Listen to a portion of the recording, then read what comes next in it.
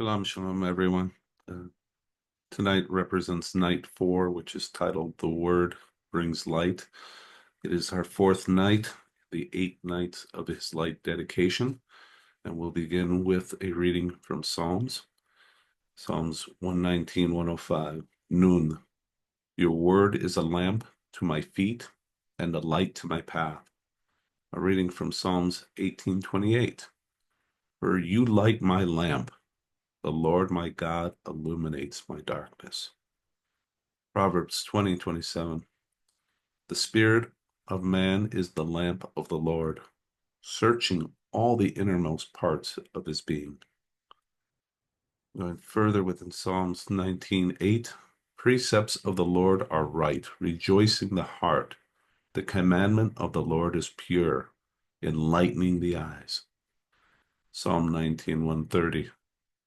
The unfolding of your words gives light. It gives understanding to the simple. All the above scriptures, and there are many more, show us that to walk in the light, we need to study His Word. The Ruach Hakodesh always works in our lives according to the Word. He leads us in the way we should go. So we do not have to walk in darkness, but we'll always be able to see His perfect direction in our lives. Hallelujah. No word essentially equates to no light. So, definition or looking into the Hebrew word of light, which is or, is a verb or meaning to give light, to shine, to become light, day. The heavenly bodies provide light, as noted within Genesis 1:15 and through 1:17, as does fire, as noted within Exodus 13:21. Lightning shines forth, as noted within Psalm 77:18, 97:4. The presence of the Lord can cause earth to shine forth, as noted within Ezekiel 43:2. A lamp or burning wood also gives off light. Psalms 18:28, Isaiah 27:11. Metaphorically, the Lord's face may shine on us. Numbers 6:25. And His law enlightens our eyes. Psalms 13:3. Proverbs 29:13. In a beautiful idiom, it is asserted that wisdom lights up a person's face. Ecclesiastes 8:1. Yeshua is the light. To reject His light is to love darkness. A reading from John 3:19 through 3:21. This is the judgment. That is the cause for indictment, the test by which people are judged, the basis for the sentence. The light has come into the world, and people love the darkness rather than the light, for their deeds were evil. For every wrongdoer hates the light and does not come to the light, but shrinks from it, for fear that is sinful, worthless activities will be exposed and condemned. But whosoever practices truth and does what is right, morally, ethically, spiritually, comes to the light, so that his works may be plainly shown to be what they are accomplished in Yehovah. Divinely prompted, done with Yehovah's help and dependence on Him.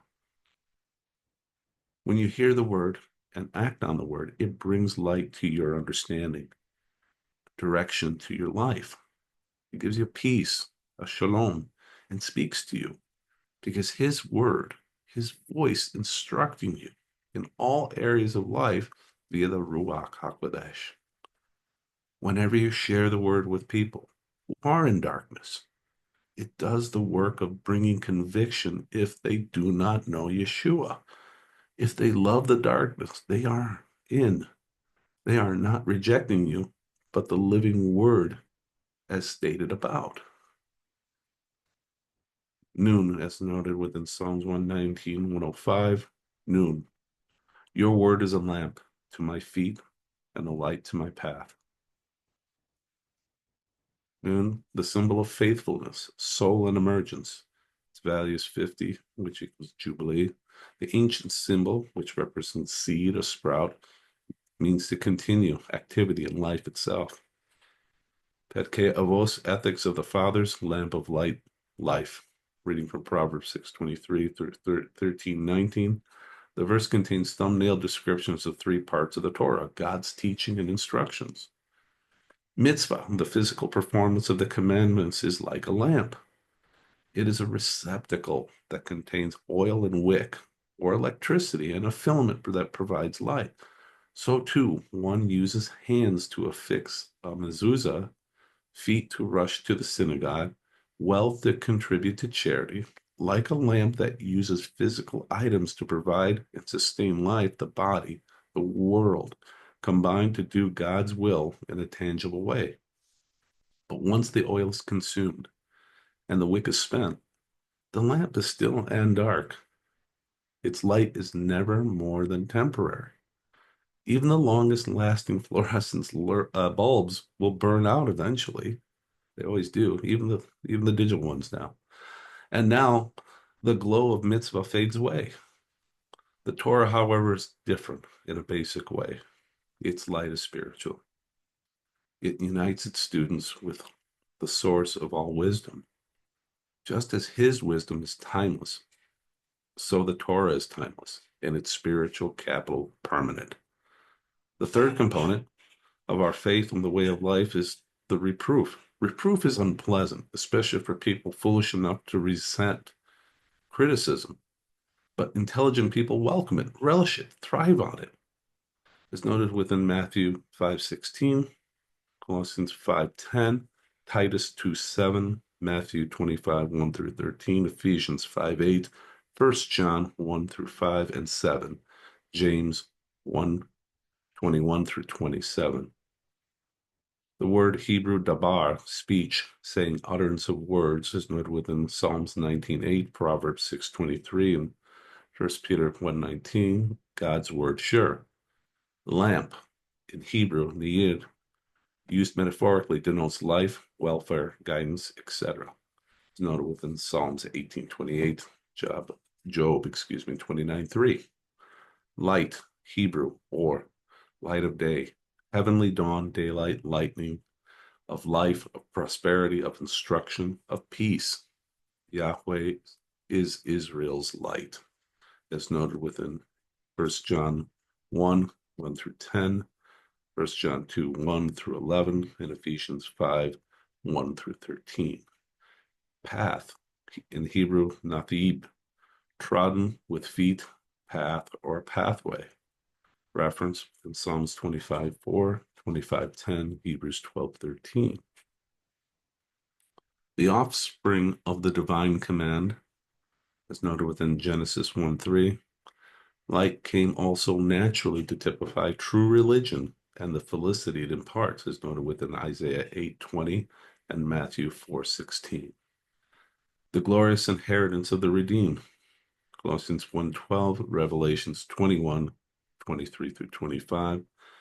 God is said to dwell in the light inaccessible, 1 Timothy 6:16.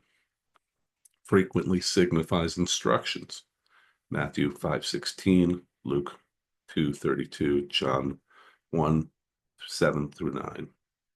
God is styled as the Father of lights, as noted within James 1:17. It is used of angels, as noted within 2 Corinthians 11:14, of John the Baptist, John 5:35, and all truth's disciples who are styled the light of the world, as noted within Matthew 5:14. That concludes our devotional for night 4. Shalom and Yeshua.